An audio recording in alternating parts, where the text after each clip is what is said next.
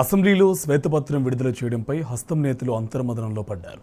తప్పులు తడకగా ఉన్న నివేదికపై ప్రతిపక్షాల నుంచి మిత్రపక్షం సిపిఐ దాకా అధికార పక్షంపై ఫైర్ అవడంతో శ్వేతపత్రం లాభమా నష్టమా అని నిట్టూర్చుతున్నారు.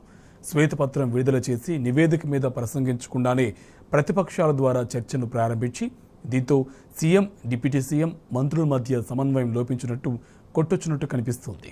ప్రతిపక్షాలు అడిగిన ప్రశ్నలపై ముగ్గురు 3 రకాల సమాధానాలు చెప్పారు. ఆర్థిక వ్యవస్థ విధ్వంసమైందని భట్టి, రాష్ట్రం దివాలా తీయలేదు, అప్పులు చేయడం సహజమని శ్రీధర్ బాబు, రాజకీయంగా ఎవరినో విమర్శించడానికో ఎవరినో బద్నాం చేయడానికో శ్వేతపత్రం విడుదల చేయలేదని సీఎం రేవంత్ రెడ్డి పేర్కొన్నారు. మరోవైపు ఆసుపత్రి ఊరు బయట కట్టాలని మంత్రి కొండా సురేఖ అబాసుపాలైంది. గత ప్రభుత్వాన్ని బద్నాం చేసి రాజకీయ లబ్ధి పొందాలనుకుంటే భవిష్యత్తు తమకే నష్టం జరిగేలా అయిందని కాంగ్రెస్ నేతలే గుసగుసలాడుకుంటున్నారు.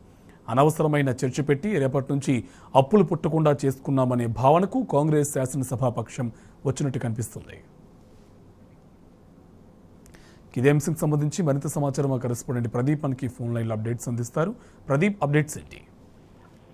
ఈ శ్వేతపత్రం సంబంధించి ఒక ఏదైతే గవర్నమెంట్ ప్రకటించిందో దాంట్లో రాష్ట్రానికి సంబంధించి ఏదైతే ఇప్పటి వరకు దేశంలో నెంబర్ 1 గా ఉన్నటువంటి రాష్ట్రం అభివృద్ధిలోను, తలసరి ఆదాయంలోను, సంక్షేమంలోను దీన్ని తెలంగాణ రాష్ట్రాన్ని చాలా రాష్ట్రాలు ముఖ్యంగా కేంద్ర ప్రభుత్వం సైతం ఆదర్శంగా తీసుకుని కొన్ని పథకాలను అయితే కాపీ కొట్టినటువంటి పరిస్థితి ఈ తెలంగాణలో అమలవుతున్న స్కీమ్స్ ఆ రాష్ట్రాల్లో కూడా అమలవుతా ఉన్నది. తెలంగాణ కంటే ఒక బ్రాండ్ ఇమేజ్ అనేది దేశవ్యాప్తంగా ఉన్నటువంటి పరిస్థితి.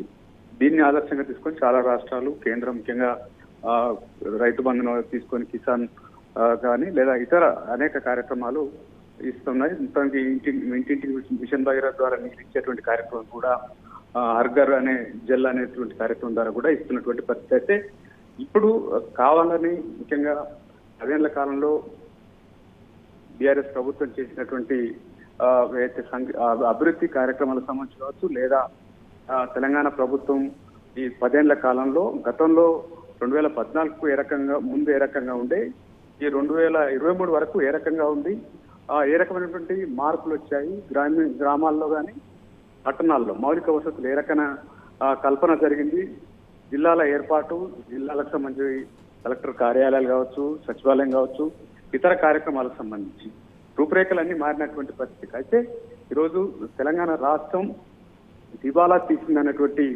మెసేజ్ అయితే గవర్నమెంట్ ఇచ్చింది. ఇటువంటి దానికి సంబంధించి ఈ చర్చ ప్రభుత్వానికి నష్టమేమో, తెలంగాణ రాష్ట్రానికి నష్టమేమో. ఎందుకంటే ఈరోజు అప్పులు రావాలన్నా ప్రగతి ఉంది తెలంగాణకు సంబంధించి అని చెప్పి ఎవరైనా అప్పులు ఇచ్చే వాళ్ళు కూడా ఇవ్వలేనటువంటి పరిస్థితి అయితే క్రియేట్ చేశామా అన్నటువంటి ఆందోళనలో ఆ పార్టీకి సంబంధించినటువంటి నేతలు అయితే ఉన్నారు. కొంత కన్ఫ్యూజ్ అయితే అయ్యారు.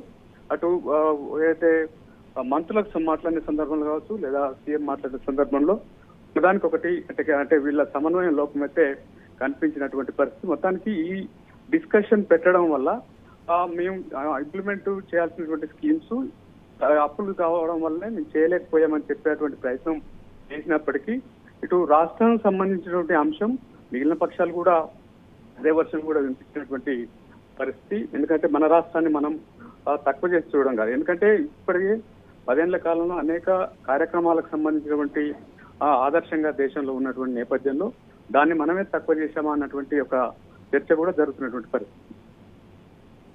రైట్. Thank you Pradeep.